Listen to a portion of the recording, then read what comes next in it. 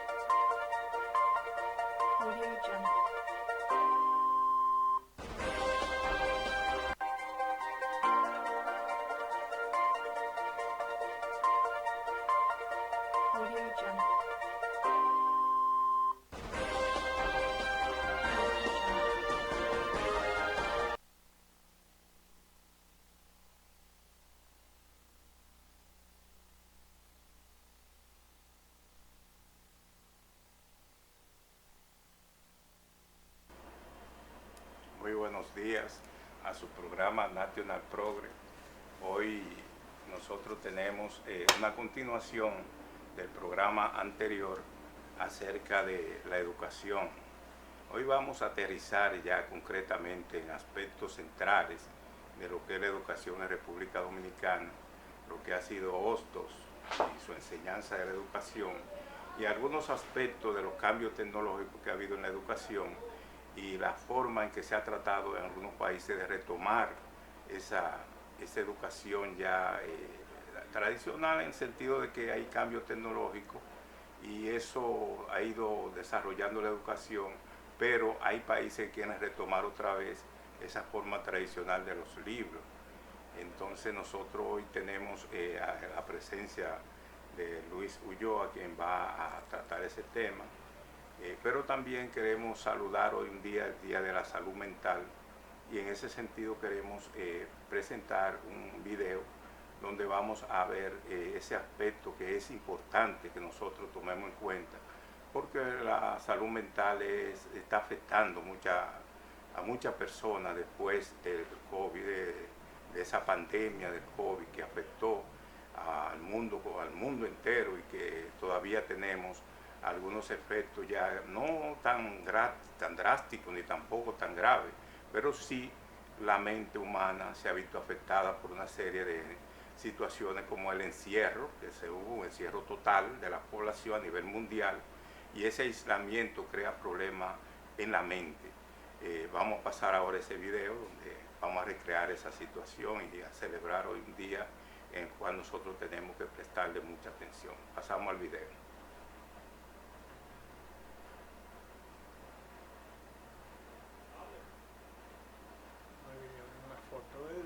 El Día Mundial de la Salud Mental, ¿verdad? Y precisamente es una foto ilustrada donde aparece precisamente la corteza cerebral, ¿verdad, Luis? La corteza cerebral. Y es lamentable que en la República Dominicana andan deambulando por las aceras, por las calles, por los barrios, una cantidad de hombres dementes, con demencia, y precisamente no hay una política gubernamental que permita tomar a esa gente y incluirlo no, que permita tomar a esa gente y llevarlo a un sitio donde se puedan recuperar lo que es mental, física y mentalmente. Entonces, un Estado que se respete debe hacer eso. Yo no estoy de acuerdo con el régimen de Trujillo, Luis, pero precisamente el loco que cuando Trujillo estaba en la calle lo tomaban y lo recluían en un sitio. Entonces, por eso es que yo digo que los dictadores, la dictadura, tienen muchísimas cosas malas, pero hay algunas cosas buenas que hay que destacar de la dictadura para ser lo más objetivo posible. Yo conversaba en una ocasión con un amigo con relación al tema de Trujillo, los aportes de Trujillo al capital de la República Dominicana, y me decía, no, Trujillo no aportó nada. Entonces es una concesión muy equivocada sobre qué fueron los aportes. No podemos decir que la seguridad social en Chile no progresó durante los periodos de Pinochet por ser Pinochet. Pinochet tuvo que ver con lo que es la desaparición de Salvador Allende, pero precisamente la seguridad social tuvo un gran avance. Y las demás cosas de Pinochet fueron malas, muy malas, que no compartimos, pero la seguridad social en ese momento progresó. Trujillo precisamente creó el primer banco de reserva, la moneda nacional, y el Banco Central. Son las cosas buenas de los dos, de la dictadura, pero hay muchísimas cosas malas que no compartimos con Trujillo, porque no era humano, no era un tipo humano, era él nada más. Entonces por eso es que debemos de opinar de esa forma. No queremos que tú opines ahora, porque nosotros queremos que con mucho detenimiento usted, Luis Ulloa, observe este video para que luego sobre ese video desarrollemos el programa. El video, por favor. Muy personales, los siguientes criterios que sometemos a la consideración de ustedes tienen que ver con una inquietud nacional sobre la calidad del sistema educativo, con sus resultados. A todo el mundo preocupa este tema porque aparte de la cuestión de financiamiento que aparentemente fue resuelto en el país, hay cualquier cantidad de dificultades, de problemas que penden sobre el sistema educativo y sobre el país. Aquí comienza EduCeres, un momento para pensar la educación. Producción y presentación, Luis Ulloa Morel. Bienvenidos y bienvenidas. 9 criterios decisivos para cambiar la educación dominicana. Sociedad y cultura primero, educación después. Significa ante todo asumir permanentemente la educación, nos estamos refiriendo aquí a la educación formalizada, a partir de cómo son y cómo andan la sociedad y la cultura en los tiempos que corren. Significa evitar que la educación devenga acción orientada estúpidamente hacia sí misma, anquilosada, rutinaria. Solo así podrá ser pertinente, jugar algún papel crítico de su entorno, asumir lo positivo de lo que pasa en este y significar algún valladar contra lo degradante y perverso que inevitablemente se harán presentes en la escuela. Pretender una educación solo orientada hacia sí misma es, por un lado, dejarla indefensa ante los inevitables impactos de los antivalores que la sociedad genera y propaga a cada instante. Pero es también desaprovechar las infinitas posibles enseñanzas de lo que hay y viene de allá afuera. Es menester un currículo suficientemente abierto al permanente flujo de la vida. Pero la sociedad y la cultura primero también significan que la escuela es solo uno entre infinidades de dispositivos y agentes que participan del hecho educativo. La escuela está llamada, eso sí, a ser el más importante de esos medios y a asumir un cierto rol de liderazgo ante todos ellos, en lugar de desconocerlos. La gran educadora es la dinámica social misma y la cultura en general. Y a esa dinámica debe incorporarse la escuela, que por definición es factor educativo consciente.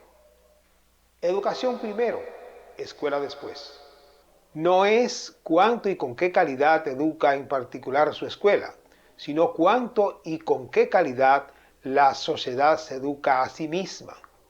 Esto, lejos de quitarle carga a la escuela, solo sitúa su función, la de ser el dispositivo expreso para transmitir, recrear y someter a crítica ciertos tipos de contenidos culturales. Si la escuela educa bien o educa mal, la que ha tenido éxito o ha fracasado es la función educativa de la sociedad, al menos en uno de sus mecanismos. La educación es inevitable, permanente y omnipresente. En cierto modo, solo ella mantiene viva la sociedad. Es asunto de todos y de todas. Mucho se habla, con razón, del papel formativo del hogar. Se trata de una formación primaria, responsable principal de la conformación del hábitus con que el sujeto ha de enfrentar el conocimiento y accionar ante el mundo y en el que ha de asentarse, por tanto, la educación escolar. La función de la escuela es garantizar la direccionalidad, sistematicidad y necesario alcance de lo que ha de enseñarse y aprenderse en la globalidad social. Escuela, espacio intensamente cultural.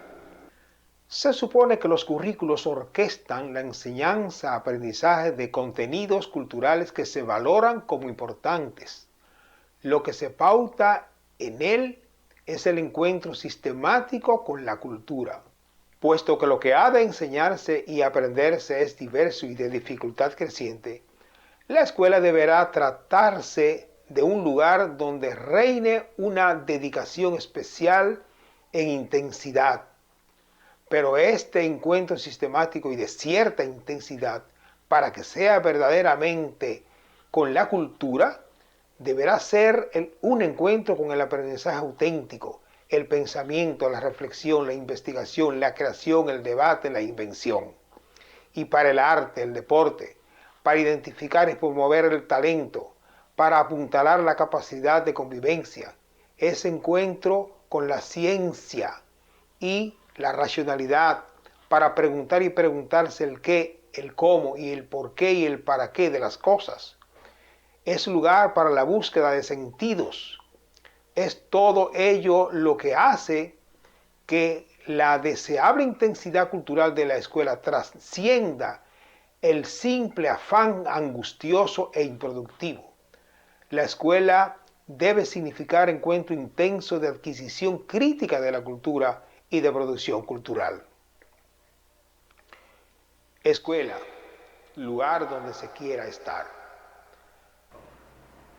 Sí, precisamente Luis Ulloa está describiendo su trabajo de investigación sobre uno de los temas de interés nacional, la educación dominicana. Y el último programa hice una pregunta al profesor Ulloa. ¿Por qué Trujillo persiguió la educación ostosiana? Primero, ¿qué fue la educación ostosiana? Y luego, ¿por qué Trujillo persiguió la educación ostosiana, Luis? La educación ostosiana comporta en la historia dominicana dos elementos fundamentales. Primero, la creación de una red de escuelas normales, es decir, la formación de maestros. Una cruzada de un valor fuera de serie. O sea, en Dominicana no había pasado eso, ni la mitad de eso. No digo yo desde la fundación de la República como tal, sino desde el establecimiento de la colonia. Y segundo, comporta la asunción de una filosofía educativa, que suele odiarse mucho el asunto de la filosofía educativa. Pero ¿qué pretendía Hostos? Hostos era una persona que creía en la educación laica. Y vamos a explicar qué significa eso. Laica quiere decir neutral, política y religiosamente. Suponía entonces que la escuela no debería comprometerse con religión alguna, obviamente ni con ningún partido político como tal. El compromiso de la escuela es con la ciencia, es con la tecnología, es con la moral, es con la estética, es con la formación, digamos, de aquello que no compromete la ideología del maestro ni del estudiante. Yo podría hoy decir que esa filosofía educativa laica que comparto y que todavía sigue siendo una especie de materia pendiente en el país a pesar de todas las leyes. Acuérdense que el país sigue atado al concordato, por ejemplo. El concordato ata al país a la educación religiosa. Un concordato que se firmó en el 54. Lo que quizá pudiera alguno pensar que se trata de una educación atea, y obviamente que no. Una cosa es el ateísmo incluso el laicismo en el sentido de pretender que el ser humano puede ser indiferente y neutral ante la ideología. Lo que Hostos planteaba era que esos temas no eran temas escolares, eran temas hogareños y de la sociedad civil, pero no de la escuela en cuanto tal.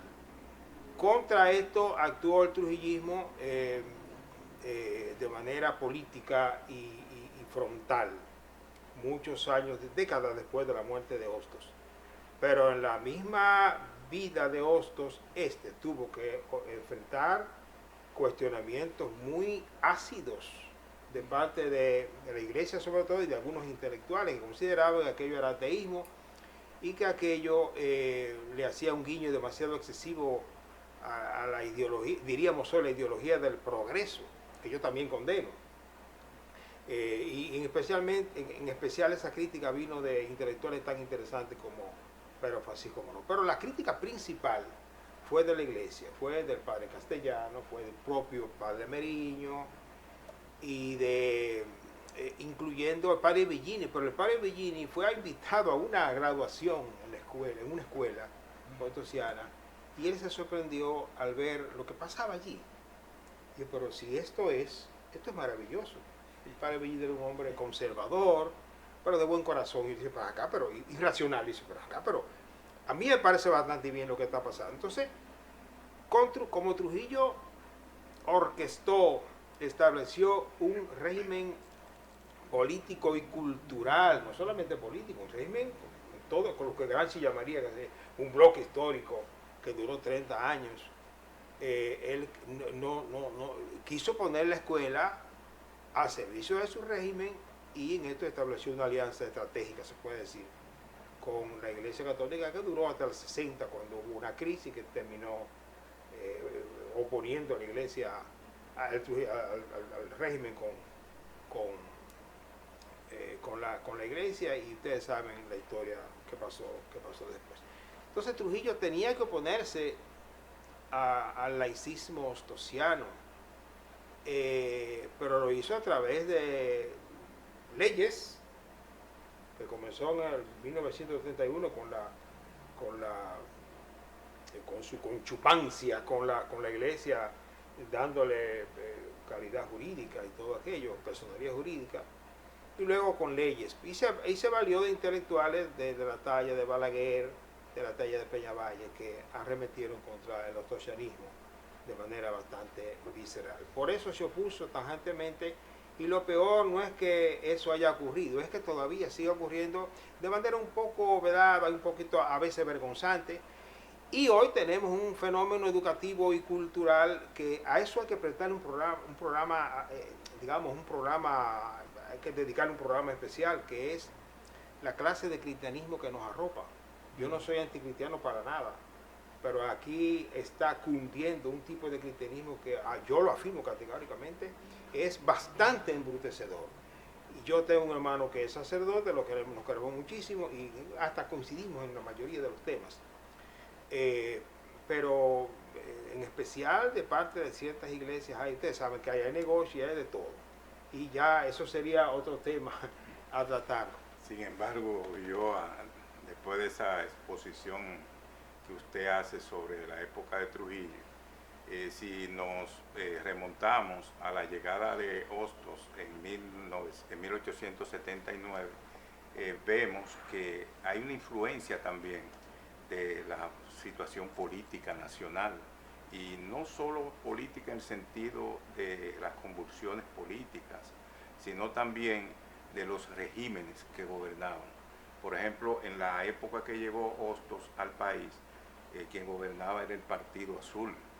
Es decir, Hostos era amigo del gran líder de ese partido, que era Gregorio Luperón. Así es. Es decir, Luperón fue quien le abrió la puerta al hostosianismo aquí y el Partido Azul.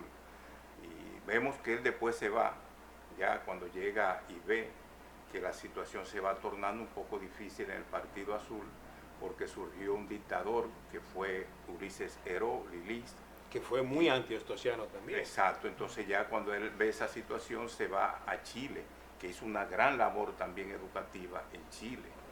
es decir, después que sale de aquí, retorna luego de la caída de Lilis en 1899 y en su retorno también retoma su trabajo educativo y muere, muchos dicen decepcionado, en 1903, ya cuando ve que sus partidarios y la escuela que le había formado de todos esos pensadores ostosianos se habían desvirtuado y ellos estaban en una lucha fratricida en el país, esas llamadas guerras civiles que se originaron a partir de la muerte de Lilis. Yo quisiera que me recreara un poco esa situación para ver cómo el ostosianismo se fue creando como pensamiento, como idea, como forma de pensar la educación en República Dominicana desde esa segunda mitad del siglo XIX, donde había unas condiciones políticas muy difíciles. Eso espero que usted me haga una panorámica breve sobre cómo se fue conformando ese pensamiento ostosiano y las circunstancias políticas que favorecieron la llegada de esas ideas a República Dominicana. Lo que pasa es que se puede decir que el ostosianismo apenas tuvo impacto en la política. Quiere decir, en la conformación de un pensamiento, digamos, liberal, diríamos hoy, democrático, que asumiera el control del gobierno. Esta es una sociedad, y era una sociedad entonces, con unos atrasos tremendos en el orden cultural, etc. Y por más que Hostos quisiera, y lo quiso, no podía más que afectar en términos positivos a una élite reducida de personas. Naturalmente, esa élite, por decirlo en términos beboleros, picó y se extendió y se convirtió en un problema para los sectores más conservadores. Una buena parte de los intelectuales del principio del siglo XX eran ostosianos. Lo que pasa es que luego, ¿qué pasa con la escuela? Bueno, la escuela va a estar supeditada a guerras civiles, como tú dices, al gobierno de Moncáceres, luego la Montonera y todo aquello de Desiderio Arias y bueno, gobierno de Cáceres que no solamente combatió a los rebeldes de Desiderio Arias, sino que hizo acuerdos con los norteamericanos que terminaron con la intervención norteamericana del 16. ¿Quiénes se oponen básicamente a la intervención? Básicamente la intelectualidad ostosiana, hay que decirlo, es decir, pero ya un poco en el plano estrictamente intelectual, porque la resistencia norteamericana también ocupó espacios en las guerrillas y tal, que también fue de mucha importancia. Ahora, ¿qué pasa con los norteamericanos? Que no solamente intervinieron como hicieron en Haití, que duraron 17 años o más, sino que aquí se ocuparon de reformar el sistema educativo. Emitieron una orden ejecutiva llamada la 145, que reformó la educación a la norteamericana. En esto se puede decir que hasta hubo elementos, digamos que no reprobatorios del ostosianismo, porque los norteamericanos tienen una tradición anglosajona, de alguna manera su desarrollismo lo lleva a no hacer demasiado caso a los atavíos religiosos católicos dominicanos, y por eso se puede decir que esa ley que reformó, estableció los criterios de la enseñanza universitaria y la enseñanza media a todos los niveles. Se puede decir que esa ley no se puede decir que fuera anti-ostosiana, sino que obedecía a una lógica que recogía algunos elementos de la visión, por lo menos laica, de la educación, pero es con Trujillo que esto ya termina haciéndose, digamos que insoportable el ostosianismo, que por muy débil que fuera, pero esa lógica que seguían muchos intelectuales había que abolirla y terminamos hasta con un concordato que todavía, repito, Sí, cuelga sobre nosotros. Correcto. ¿Cómo nosotros podemos implicar el positivismo newtoniano aquí en la República Dominicana, siendo puertorriqueño? Y tuvo la influencia, el positivismo newtoniano tuvo algún tipo de incidencia en Puerto Rico. En realidad, viene a implementarse la educación aquí en la República Dominicana y él siendo puertorriqueño fue porque no pudo en Puerto Rico aplicar. Y si todavía en la actualidad los que fueron profesores nuestros nos impregnaron a nosotros algunas ideas del pensamiento de Hostos. Bueno, Hostos era un antillanista, es decir, trascendía a Puerto Rico y era un americanista. Él se sentía, y acuérdate que Puerto Rico es una sociedad que había quedado un poco en el limbo después de la guerra hispanoamericana, que concluye con la enmienda Plan en Cuba, que mediatiza a la República Cubana, y en Puerto Rico es una situación límbica que concluye en los 50 con el famoso estatus de Puerto Rico como Estado libre asociado. Entonces, de alguna manera el Puerto Rico no ofrecía un escenario favorable. Aquí teníamos una república. Entonces, como tú dices, es Luperón un liberal, una persona con una mentalidad avanzada para su época, que dice, bueno, esto hay que civilizarlo.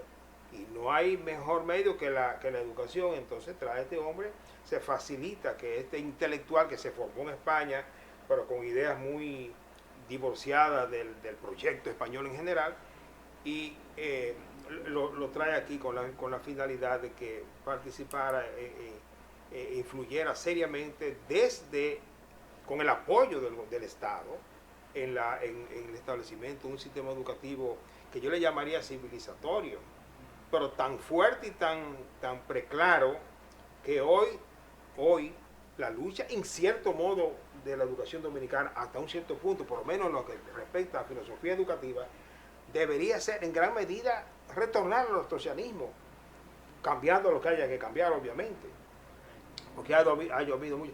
Esto sigue siendo un referente obligatorio para nosotros. Naturalmente que mirar a Hostos es, repito, referente. Hoy tenemos nuestras tareas, nuestras limitaciones, eso que el profesor decía, bueno, ¿qué pasa tú eres que decía, qué pasa hoy con esta tecnología que en el mundo mismo ya están un poco pensando que eso hay que por lo menos tomarlo con pinza para que la educación no se convierta. Es decir, las máquinas no deben educar. Ese es el fondo de todo el problema. Entonces, esa es no sé si satisfago tu pregunta, y vamos a ver el video que usted estaba presentando. Hay una serie de cosas que ya la comentábamos en el encuentro pasado, pero hay otros elementos más. ¿Y tienen alguna pregunta sobre eso también? Sí, vamos a hacer lo siguiente, vamos a nuestros anunciantes, pero antes está en agenda la pregunta de la entrevista pasada, y usted ha tocado parte de ella. ¿Por qué los países desarrollados de Asia quieren retomar nuevamente? ¿Y de Europa? Algunos de Europa. Y algunos, ¿por qué quieren retomar? ¿Por qué la tecnología quieren colocarla a un lado y retomar lo que es el pensamiento y el razonamiento de parte de los jóvenes estudiantes?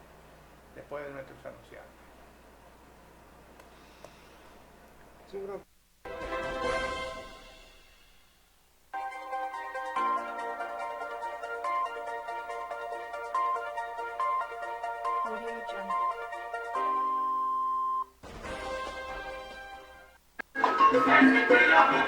Aquí con el Gran Durán, la gente de Car Master Centro Automotriz en la Charles de Golf frente a La Sirena.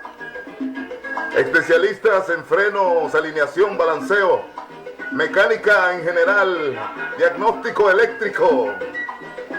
La gente del Centro Automotriz Car Master, al ritmo de la salsera, con el Gran Durán. Centro Automotriz Car Master.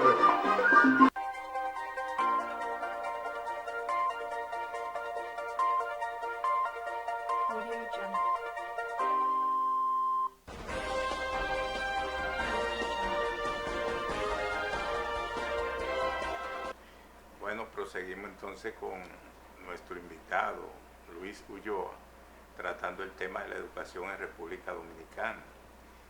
Hay muchas inquietudes ahora sobre el problema de la nueva tecnología. Luis, la tecnología ha impactado mucho en la educación. Sin embargo, hay países, como bien decía Luis Montero en su pregunta anterior, que se han cuestionado el sentido que ha tenido y la importancia y la trascendencia y el impacto que ha tenido esa nueva tecnología en la educación. Eso ha cuestionado lo que es la validez de esa educación, vista como una forma de cambios en la tecnología y los materiales didácticos y que de enseñanza. Pero eso es retomar el pasado, es decir, se está tratando del tema de retomar a la educación tradicional, donde los libros y algunos materiales didácticos que no son ahora utilizados, que fueron abandonados por la nueva tecnología, se trata de retomarlo otra vez. Tú dices el libro de papel, porque el libro está también. Sí, pero el libro, no ya el libro en sentido digital, no es la enseñanza digital de que tú vas y Wikipedia te da todos los datos y tú de ahí lo copias, de hacer el copy-paste que se está aplicando ahora. Antes de que deje puesta para que también lo explique esto, hace 50 años, en la revista Amigo del Hogar, yo vi un análisis donde un señor hablaba del desarrollo de la tecnología y se hacía la siguiente pregunta: ¿será que esta nueva tecnología va a suplantar al hombre y va a estancar a la sociedad? Es una pregunta que yo dejo en el tintero. Esa pregunta se hacía ese experto en la revista Amigo del Hogar cuando Juan 23 estuvo presidiendo la iglesia. Esa es otra pregunta importante, el papel de la nueva tecnología en cuanto a lo que es el ser humano, es decir, el trabajo humano. Es decir, el educador, tú sabes que tiene una serie de herramientas y de mecanismos educativos que emplea para que el estudiante pueda asimilar los conocimientos. Entonces, esa modificación, ¿en qué impacta en ese sentido el papel del profesor? El docente juega un papel fundamental, aunque se utilicen herramientas que sean de nueva tecnología, porque el papel del profesor, del docente no ha perimido todavía, se mantiene. No debe perimir.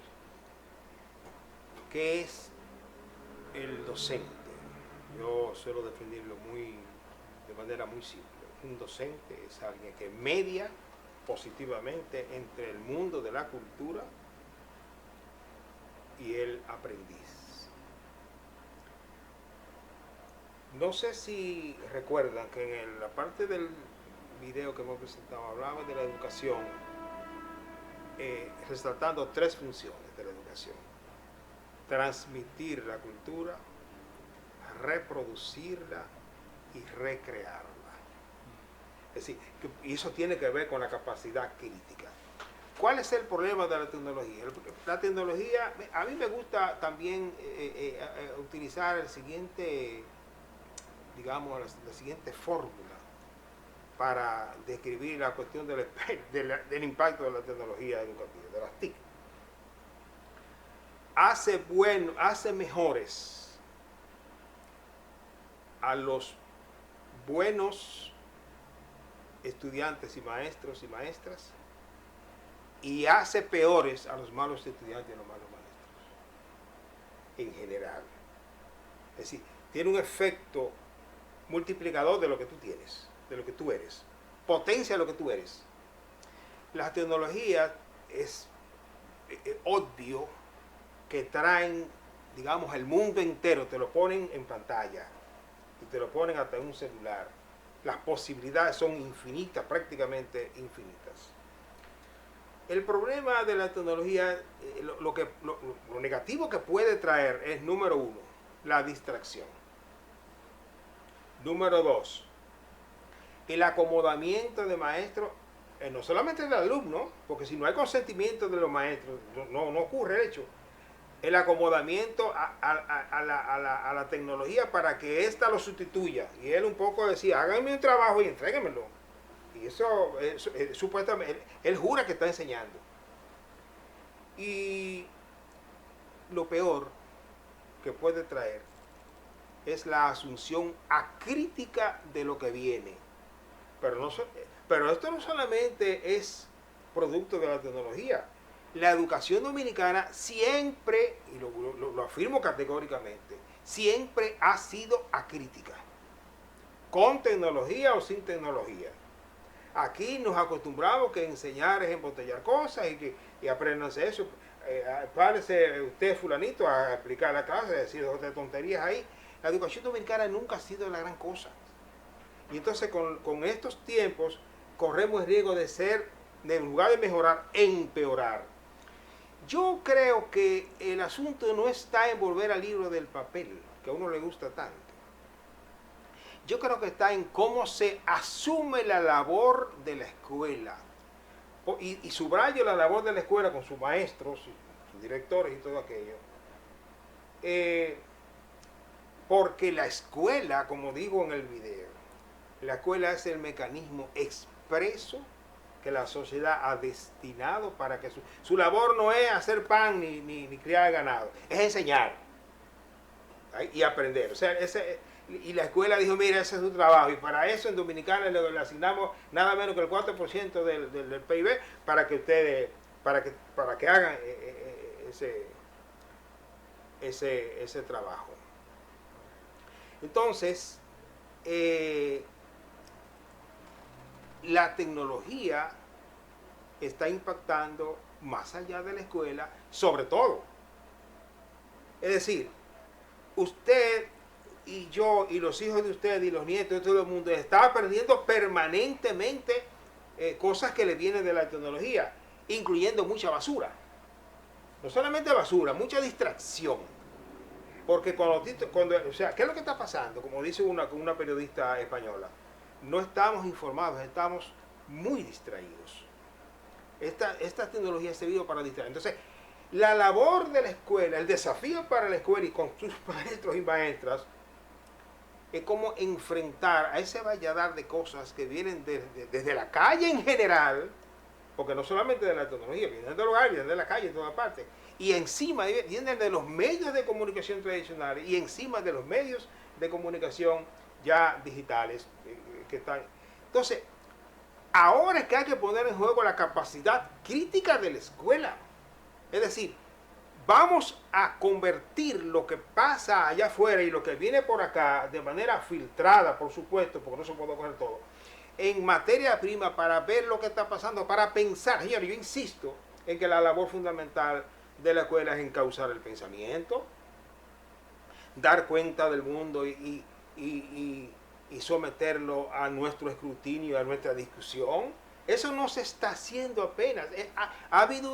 Señora, aquí se está graduando cualquier cantidad de gente en maestrías y eso no está impactando en la cultura científica del país o lo está haciendo en una proporción extremadamente ridícula.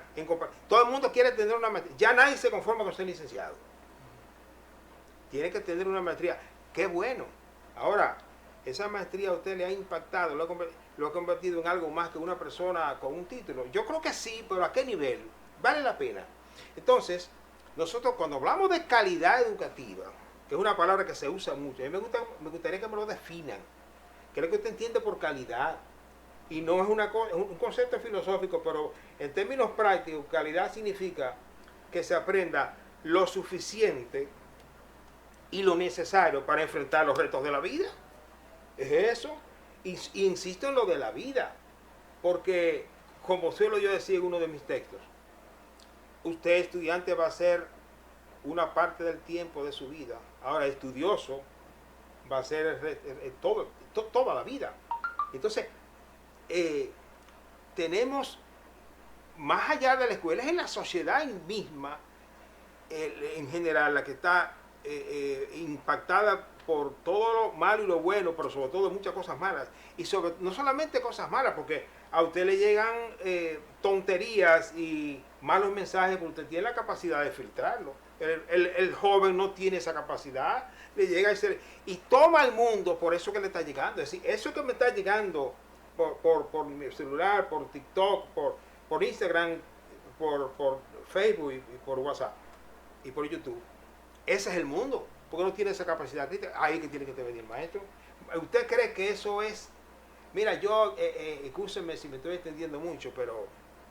Porque queremos tomar la última parte sí, adelante. del video.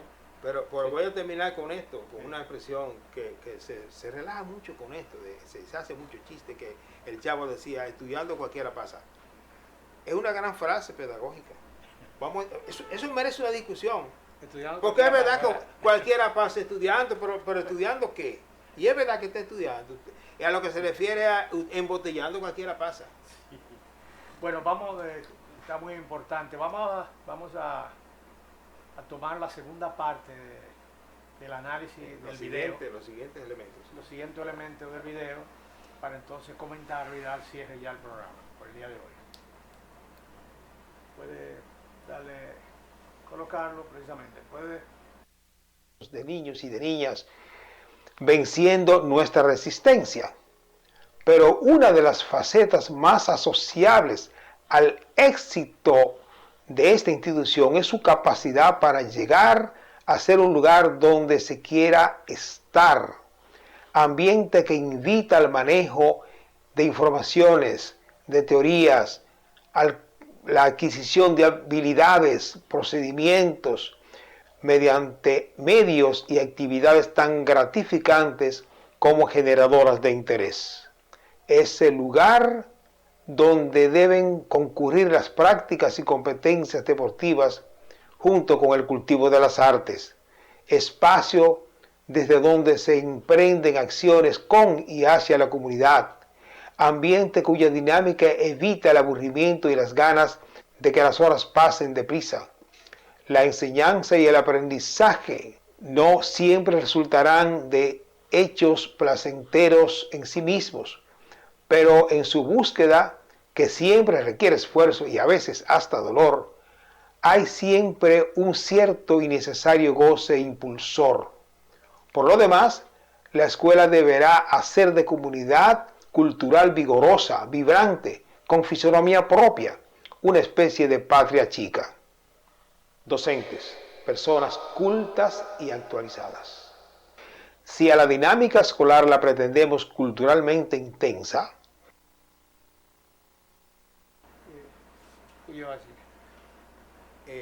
no, ustedes son los que preguntan, pero veo el último elemento que salió en pantalla de ese video que está en YouTube. Decía algo que no le gusta a algunas gentes. Decía, docentes, personas cultas y actualizadas.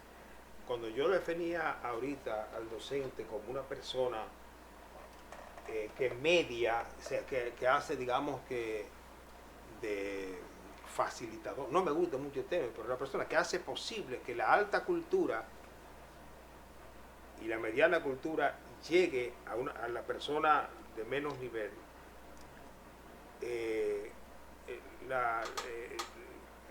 hay que decir, esa persona, ese docente, no es que lo sepa todo, es que sepa lo suficiente para que ese trabajo se haga. Y no puede hacerse desde la ignorancia, no tiene que hacerse desde la cultura. El maestro y la maestra son, su lenguaje y sus actuaciones un poco lo delatan, quiéralo o no, ante el estudiante sobre cuánto sabe y cómo sabe. Es decir, el estudiante no tiene que hacer demasiado esfuerzo para darse cuenta de que si un profesor le habla como se habla en lenguaje coloquial en la calle, y no cuida su lenguaje y cuida sobre todo su conducta, y que cuando tú le preguntas algo siempre dice que eso, que él no lo sabe, o que eso te saca, se va para otro tema porque supuestamente, dejémoslo para después, y que siempre está escurriendo el bulto, se va a dar cuenta de que ese profesor no tiene condiciones para enseñarle. Entonces, no se trata de retornar al maestro sábelo todo que le va a transmitir lo que él tiene en su cabeza. Es una persona que media, pero tú no puedes desde la ignorancia hacer eso. O sea, tú no puedes enseñar física partiendo de que el libro lo dice todo, porque tú tienes que saber física para poder ayudar a que el estudiante comprenda física. Pueden haber algunos elementos que él ignore, pero cuando le han preguntado 100 cosas y él ha respondido 99, te toleran una. Ahora, si usted de 99, de 100 cosas, solamente responde una, tú inmediatamente pediste. Luis, yo quiero hacerte una pregunta sobre el tema de los currículos. Yo creo que todas las universidades del país deben de someterse a una evaluación curricular. Permanentemente. Permanentemente. ¿Por qué? Porque la percepción que yo tengo, la idea que yo tengo sobre el diseño del currículo es que hay que partir de la realidad concreta de la sociedad dominicana. Y de sus necesidades. Y de sus necesidades. ¿Cuáles son las necesidades de la sociedad dominicana? Nuestra sociedad es agrícola, cómo es nuestra sociedad. Y en función de eso hay que crearse los profesionales que se van a incorporar a la producción nacional. Entonces, a veces tenemos currículos que están elaborados y tienen que ser revisados porque deben estar acorde con lo que es el país. ¿Cuál es tu...? Sí, yo creo que es posible que en el país haya carreras que sobren. No voy a mencionar ninguna. Hace tiempo estoy diciendo, mira, ¿por qué que en la Universidad Autónoma se da tal o cual carrera? Pero déjenme decir la cosa, y es posible. Ahora, a mí me inquieta más que eso, me inquieta la calidad de la enseñanza. Usted estudió mercadeo, me interesaría que independientemente de que yo esté o no de acuerdo con que exista esa carrera en una universidad, que usted sea un buen mercadólogo. Sí, a mí y para eso tiene que tener algunas condiciones. A mí me gusta mucho hablar de esto, de que la persona, tenemos que formar profesionales que tengan cultura básica, que el médico tenga conocimiento de historia, de geografía, que sepa escribir correctamente, que hablar correctamente, que tenga nociones de matemáticas, ¿por qué no? Y que tenga, todo eso está en el currículo. Entonces, ese ser humano que dice, yo lo que sé es medicina y de ahí no me saques, no es el que queremos. Porque al final, señores, lo que yo quiero no son simplemente productores, yo quiero ciudadanos y ciudadanas. Y tienen que tener asumir una cultura básica que le permita comportarse como tal, que le permita sobre eso elaborar y edificar todo conocimientos especializados, pero que también sea un ciudadano potable. Un ciudadano potable, tú dirás, bueno, pero eso depende del régimen social en el que estemos. Bueno, en función de lo que dice, vamos a ser bien prácticos, en función de lo que dice la Constitución Dominicana y las leyes, y en función de la ética, de cierta ética, porque como dicen los abogados, la ética supedita a lo jurídico. No pueden ser las leyes, porque hay leyes malas y siempre las ha habido. Es decir, es esa famosa moral y cívica que se da un poquito anacrónica ya, que no es lo que queremos, pero es formación del ciudadano consciente de sus deberes, de sus obligaciones, y que sepa pensar para que no le metan tan permanentemente gato por liebre. Y para eso, como dije en el programa anterior, para pensar hay que ponerse a pensar nada más, después vienen las reglas. Es si asumimos una enseñanza, una educación, para enseñar a pensar o para enseñar a creer. Y yo me decanto claramente del pensamiento. Todos tenemos creencias en algo, pero de lo que se trata es de asumir una cierta racionalidad en función de los desafíos del país y los desafíos del mundo, que siguen siendo tremendos.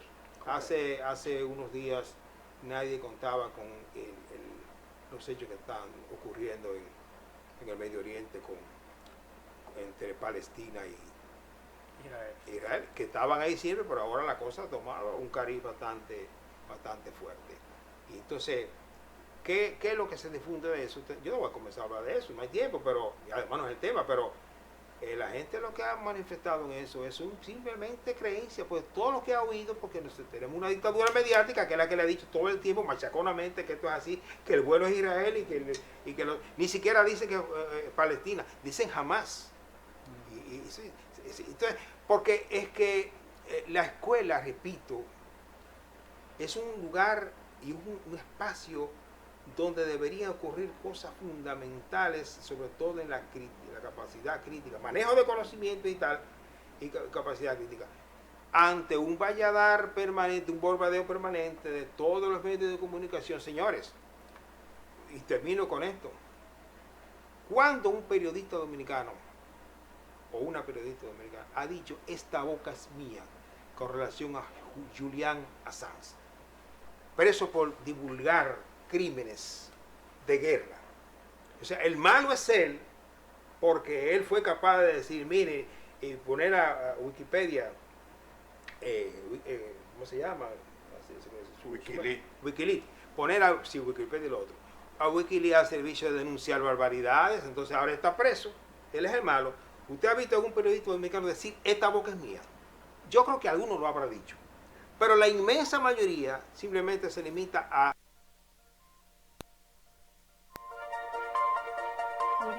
lo que tenemos. Correcto. El próximo martes estaremos nuevamente con Luis Ulloa, con el colega Miguel, para continuar proyectando, cimentando, fortaleciendo y orientando a la población dominicana sobre los temas que son historia y que rigen el movimiento de nuestra sociedad. El próximo martes nuevamente con ustedes, señores.